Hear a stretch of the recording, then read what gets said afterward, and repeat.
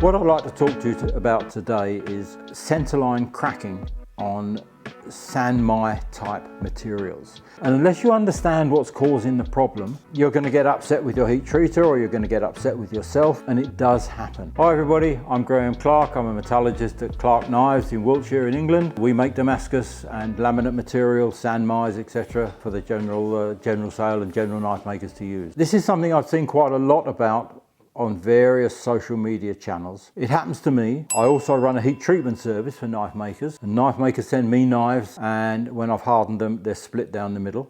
That doesn't make my customers happy. It makes me even less happy. But it is a phenomena which I, as a metallurgist, don't have much control over.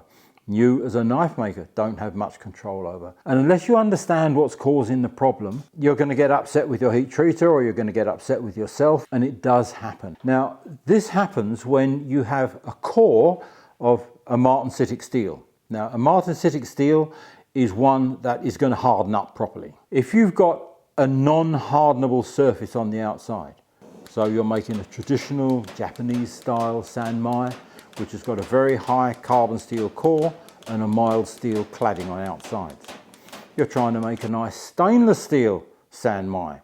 So you've got a high carbon core, whether that be stainless steel or carbon steel, and you're cladding the outside with a non-hardenable stainless steel, a 300 series stainless steel, 316, 304, the kind of stuff you make pots and pans out of.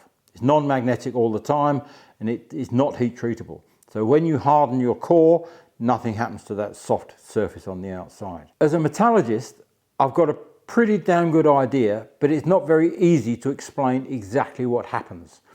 But what you need to understand is that when a hardenable piece of steel transforms from the soft phase, you heat it up to the hardening temperature, it is very soft. You're quenching it in oil, some carbon steels you're quenching in water. You're quenching it down very quickly, and it transforms into a hard state. What is happening there is the crystal structure within that hardenable core is changing shape. And in almost every case, it grows slightly. Now, it can grow between, I believe, between 0.5%. With some steels, it can be 2 or 3% in actual physical size, and it grows. The next thing that happens is, here's a knife blade. Okay, this one's finished, it's been heat treated. But now imagine that this is now being quenched. It hasn't been ground, it's the same thickness all the way around, same thickness as on the spine. Look at that end. That gives you an idea of what we're looking at. We're going to quench that. When that goes into the oil, oil is taking heat out from every surface. So it's taking it out from this edge very much quicker than it's taking it out from the sides. Because the sides, you've just got heat exiting through the flat surfaces. Here, you've got it on all three edges.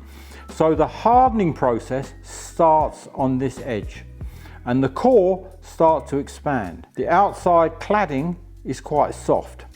And as the hardening process now moves down the blade, which is what happens because you're now taking heat out of here all the time, you've got the edge cold, the bit underneath hardens, it increases in size, and it puts a stress on the bit of the top. This top part has already hardened, it's as hard as glass, and bing, it just splits apart.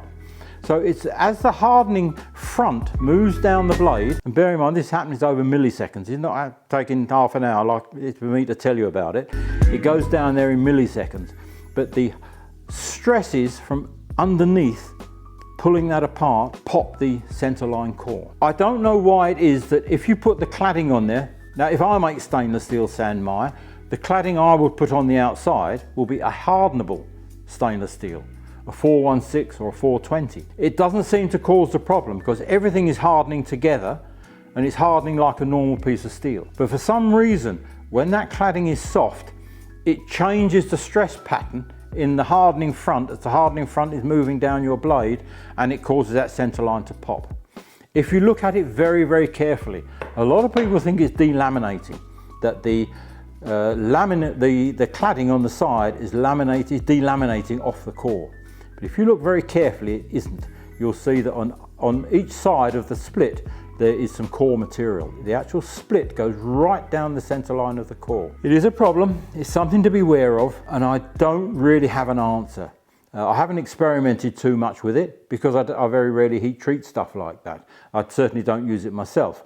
I've heard stories that if you put some heat treating clay, some satanite, the kind of stuff you use for putting a nice hammer on, if you put a little bead of that along the outside edges of your blade, when you quench it, it just slows down that hardening front on that edge, and I'm told that that will often cure it. I'm talking to you today about it to bring your attention to it, that it can happen, and be careful.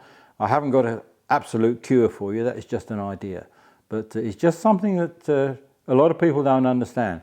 Of course, me being a commercial knife heat treater, people like to point the finger at me because it happened on my watch. It does, and I don't know how to stop it. I haven't got as far as trying to put that clay on the edge. Next time some comes in, I think I'm going to give it a try. But of course that puts the price up because it takes me a long time to mess around putting that on there. But please just be aware of it, and if it happens to you, understand why.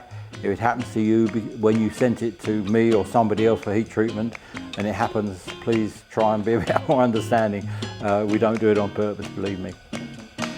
Right, that's that one sorted out. Thank you to all our sponsors who made this video possible for you. Clarke Knives, who offer professional heat treatment and Damascus billets for knife makers, and Multi-Tool Products Europe, who sell the 84 engineering belt grinders and even heat kilns specifically for knife makers. Links are in the description, go and check them out. Massive thank you to all our Patreon supporters. If you enjoy the content that we do, and if you find value in the content we create, you can support our channel at patreon.com/UKBladeShow, or links are in the description below. Let me know if there's other topics that you feel will be worth discussing relating to knife making. See you in the next video.